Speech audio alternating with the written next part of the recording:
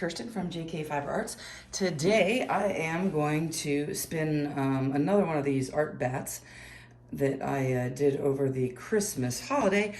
This is the one that I didn't have a name for, and this was dizzed from my drum carder and made with my hackle waste. And I'm going to spin this from the fold. So I didn't really need to do any particular anything, weighing, measuring. I'm going to spin this from the fold. We're ready to go. I have the end of my roving, and I'm just gonna break off a chunk. Typically, you wanna keep it about the length so it doesn't hang out too far below the bottom of your palm, which is typically around 4 to 5 inches. If you have it really long, it's going to catch and get twisted up, and it will kind of like blend it together, and you won't have that clear, solid color repeat. So the way I start is I take my 4 to 5 inch piece of fiber, fold it over my index finger, and then you tease a little piece out at the tip here. And I know I've showed you this before, but we'll just kind of go over it again. Seems like every time I do it, I think of new things that I haven't said. Oh, and I have to turn this down a little bit. There we go. And what I've been thinking about is making a worsted weight fiber with this.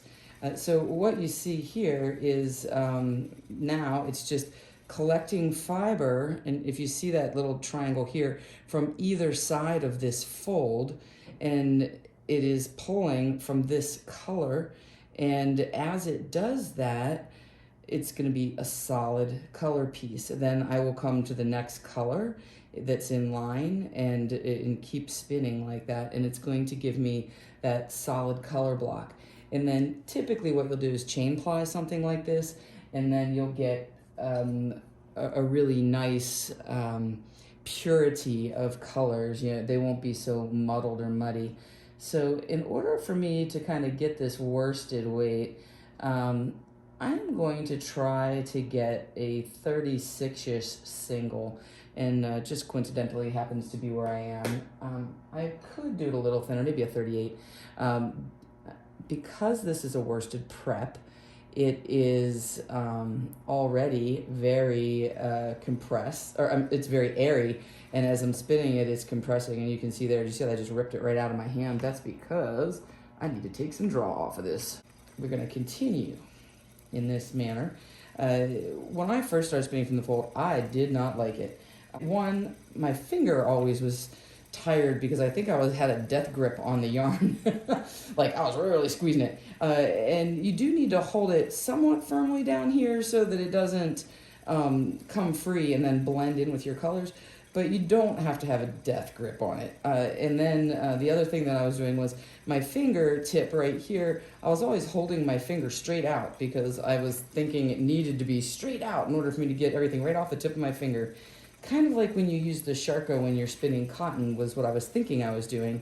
And what I ended up with was a cramped hand. And what you can do, you don't even need to have your finger out there. Once you actually get everything going, you can, well, now I just have my finger kind of tucked in, but the other thing you can do, even just keeping your index in line like that can sometimes make it hurt a little more, is I can just grab it like this now that I have it going.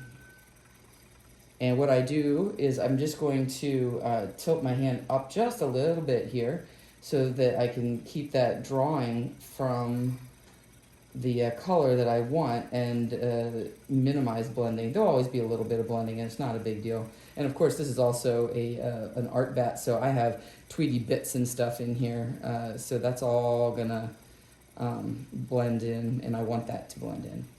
So now you can see that I'm just holding this now kind of like a regular roving, except that it's folded in half.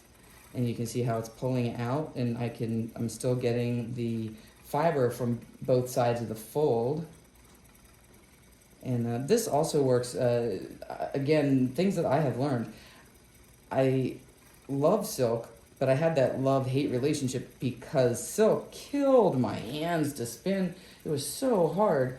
And what I've discovered is if you spin silk from the fold, it is so much easier. Oh my gosh, it's like a game changer. You just break off pieces, spin it from the fold. You can just ply it regular if you want. But spinning from the fold for silk was a big game changer for me. It's really, really, really nice, and it doesn't hurt my hands anymore, and I actually enjoy it. I would like it to be around a 36, which this is probably closer to a 36. Let's check it out. Yeah, that's better. Another way that you can produce good purity of colors and those nice defined color blocks is spinning from rollags. A rollag is basically very short color repeats. Well, depending, I guess, on the size of your rollag. And what you can do is you just spin it from the end, but it actually has the effect of spinning from the fold.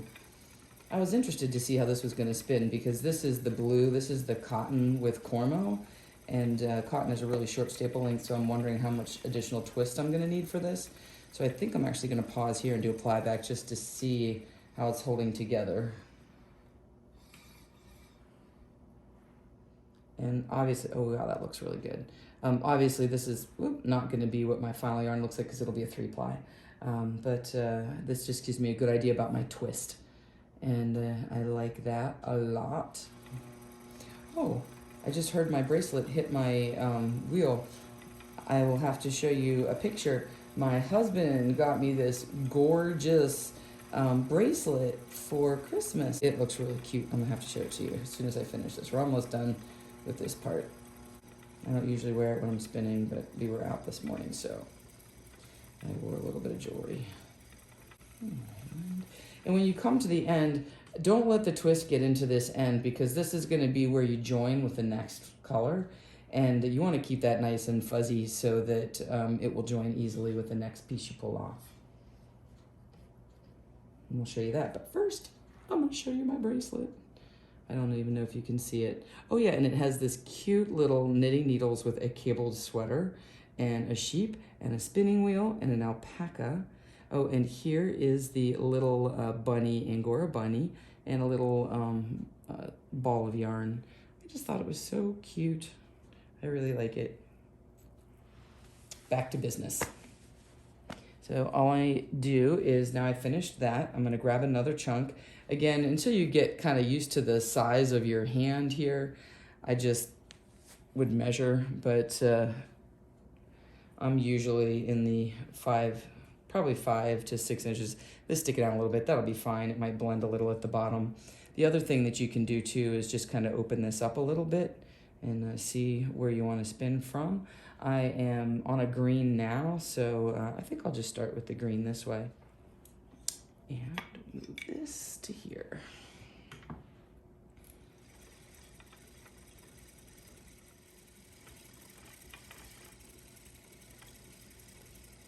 And that is all there is to spinning from the fold. I'm going to go ahead and get this all spun up. It's probably going to take me a couple of bobbins.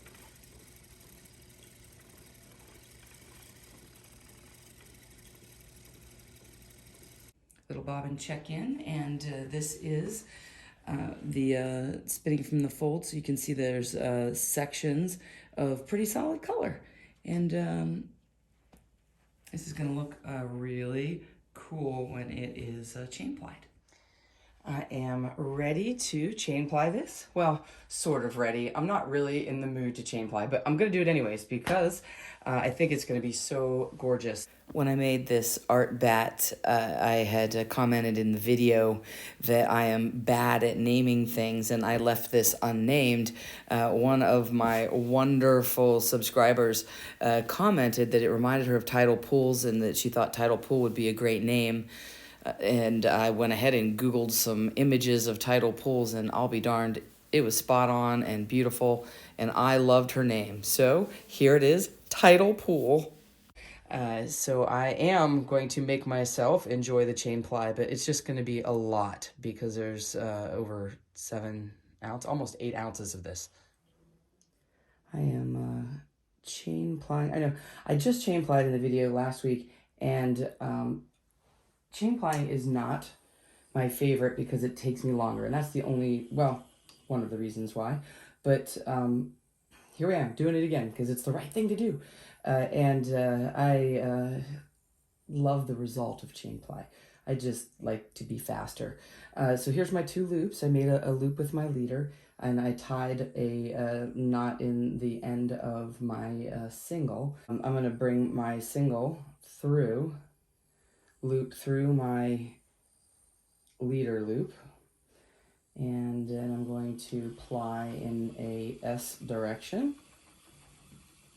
And because this is a tweedy type of yarn, I expect to have, it's an art batt, so there's going to be some chunky stuff in here, so that it's not going to glide quite as smoothly as it would with the top, like using top, which, is that top I did last? It was top I did last week. Look at that already.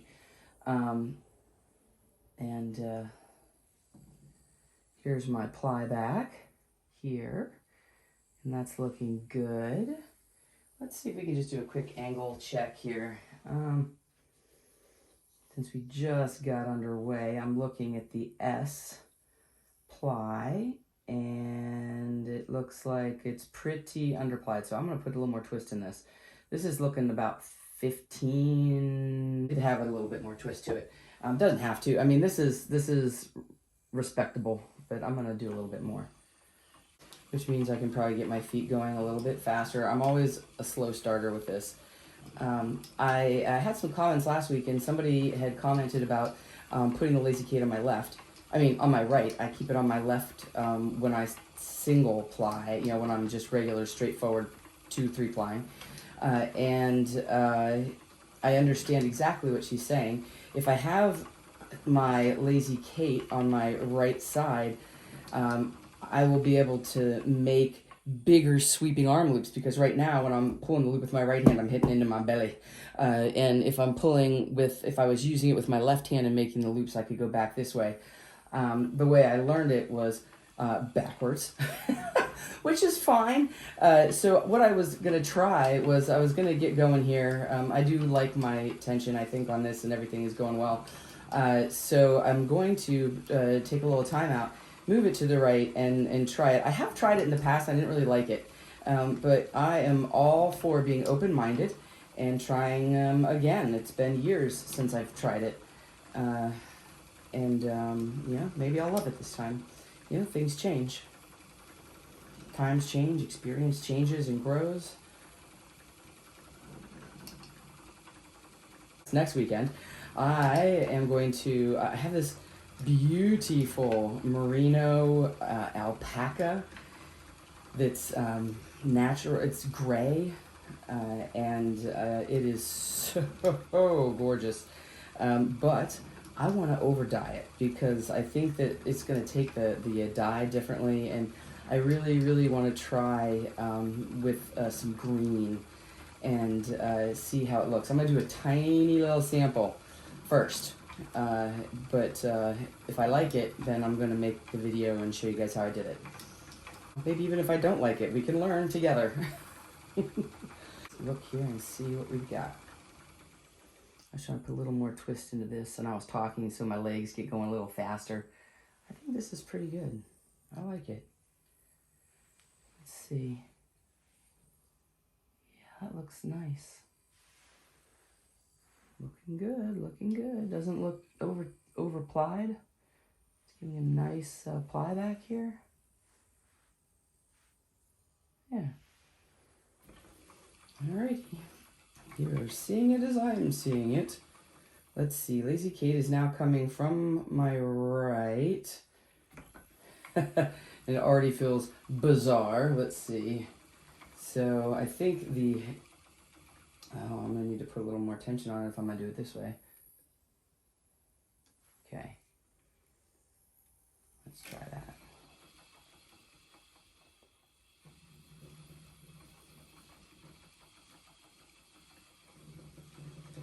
Let's see if I like it better. It might take me a minute to get used to it. It's a little awkward, but most things are when you first learn them. Who knows? Maybe I'll start to love it.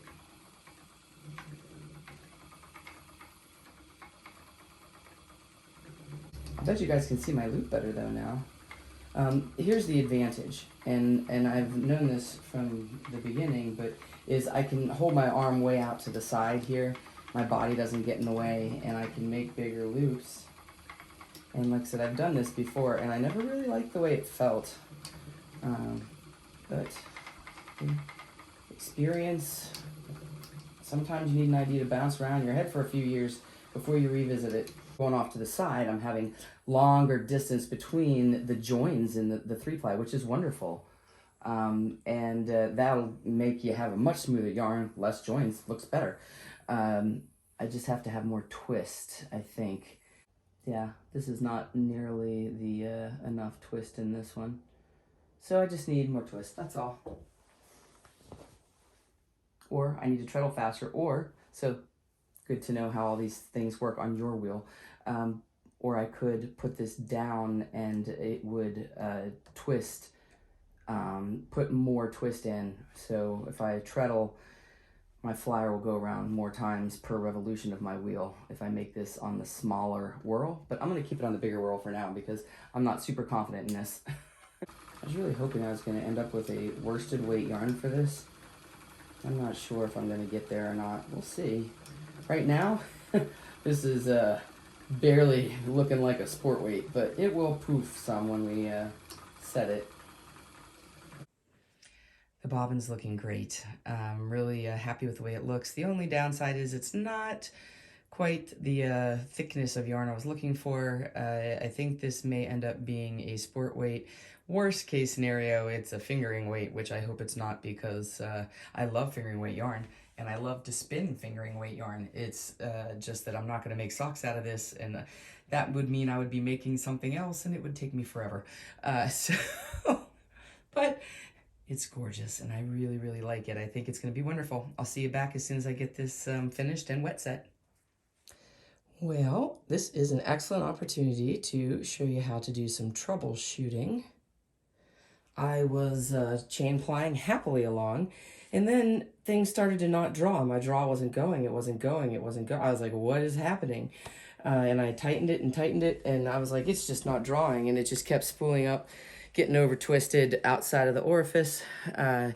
So I stopped, and I took out all the extra twist, just run my finger along and distributed it out, and then wound what I could back onto my bobbin while I investigated. Well, here's what happened. I have a single drive Scotch tension that I use for plying, and this had broken, but it was weird because I didn't see it, and it looked like it was still working. You know, it was through the eye and over this, and the piece had broken here, but it didn't come off the top of the bobbin, so I couldn't actually even see where it had gone wrong. I looked at this and realized this had snapped off, now had broken, and it does. It happens over time, and you can see right there is where it had frayed. And this is some very coarse cordage that's a bit grippy, you can see. And I have already retied it several times, so I can't retie it anymore. It needs to be replaced. It was on my list of things to do. So I took this piece off. I was scrounging through my house thinking, what can I use? And somebody gave me this as a gift. It is a decorative ball holder, and it came with this really coarse fiber on it that is perfect for what I want to do. I've used it before when my drive band broke, so I'm going to restring this up, and we'll see if we can get back in action here. Here we are on the right side of my wheel. This is the Scotch tension peg, and there's a hole in there, and I will go ahead and thread that through. I'm going to start on the spring side. I have a little eye hook here, and I don't need to take that off to do this. I'm just going to put my yarn through here, and I'm going to tie it. There we go. And I'm going to cut this end short so it's not hanging down. Good. And next thing is take my little ball here, and I'm going to go up and over. I'm going to bring this around to the other side of the wheel. Now I've come over the top of this, and I'm going to come along here. There's an eye screw here too. So obviously I'm going to have to cut this to run through here, and then it's going to come through here. So what I want is lengthwise, I'm going to come through there, I'm going to come through here, and then I'm going to need it to wrap around here a couple times and leave enough length to tie a knot in it. And I'm just going to thread this through the hole like that and tie it on. What I'm doing is just testing my length here. So I think I have a little too much length. You can see how many times I've kind of wound it around. So I am going to cut this after I tie it, but I'm going to tie it right here and see if I like it. It should do it. And now I'm going to just wind this on a little bit here and see if I like my length. If you're not sure, don't cut this because you might have to untie it and retie it. All right, I'm going to cut this and then we'll wind it for real.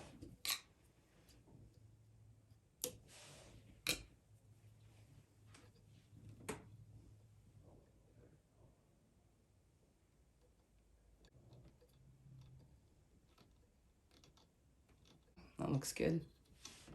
All right, let's see if this works. All right, here we go. Did I turn this back on? I did, okay. Let's see how we do here. And I'm still trying to soldier on with this whole right-handed thing. It's not terrible, it's not my best work, but and I can hear this rubbing a little bit, which is not unexpected because it's brand new. So that'll stretch out a little bit as I go along here. But now I'm back in business. Yay! Here we have it. Nearly 8 ounces of Tidal pool chain plied. I did not love this chain ply, but I did get through it. And I'm glad I stuck with it. I tried the Lazy Kate on my right and did not care for that. But I pushed through it to see if I could just get used to it. I'm going to be a left-handed chain plier, and that's just all there is to it. I'm going to keep my Lazy Kate on my left side, even though I'm a right-handed person. I will get this wet set and show you guys the finished yarn, but boy, it really is lovely. Here is my chain-plied final yarn. Tidal pool. It's a little windy out. Hopefully you can hear me okay. And I ended up doing it in 2 skeins. It really did end up puffing up pretty nice. I was worried that I was going to have a fingering weight yarn, and that is not what happened. So I am around a 10, so almost a DK weight. Overall, wow, it really looks like a tidal pool. Not my most fun chain ply ever due to technical difficulties and trying new things, but boy, oh boy, is this pretty. It's going to knit up beautifully. I will see you next time. Until then, spin happy.